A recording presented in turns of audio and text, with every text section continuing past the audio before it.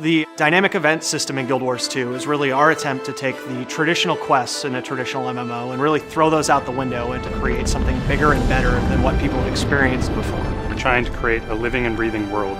So what that means is when you enter an area, there won't be static NPCs just waiting around for you to go up and talk to them. When you enter that area, there's going to be things happening. There's going to be centaurs attacking, other NPCs defending and having battle lines move back and forth. You'll see buildings on fire. You'll see catapults launching over the walls. Part of the problem with traditional MMO quests is nothing you did actually makes a difference in the world. You might walk up to a guy and he'll say, hey, my daughter got kidnapped by ogres and I need you to go rescue her. Well, in Guild Wars 2, what would actually happen is the ogres would come into the town in the form of a dynamic event. You would see them charge into the town, break down the walls, kidnap the daughter, and run off with her. And players could band together to try to stop the ogres from kidnapping her. And if they don't do that, the ogres take the daughter back to their cave and they put her there, and a new dynamic event kicks off in the world where you need to rescue her from the ogres. So it has meaning, it has consequence in the world. In Guild Wars 2, we don't penalize you for playing in groups. So in a traditional MMO quest, you're out in the world and you see another player running up, you go, no, they're gonna ruin my experience, they're gonna steal my kills. You'll get just as much experience as the other people fighting there with you,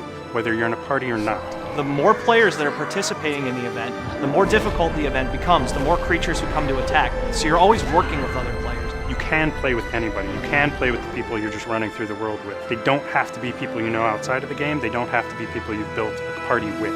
Guild Wars 2 has the most replayability of any MMO ever made, period. Doesn't even come close. You might go through a map and experience completely different content than the last time you yourself went through that map. You literally never know what you're going to find every time you log in to play Guild Wars 2.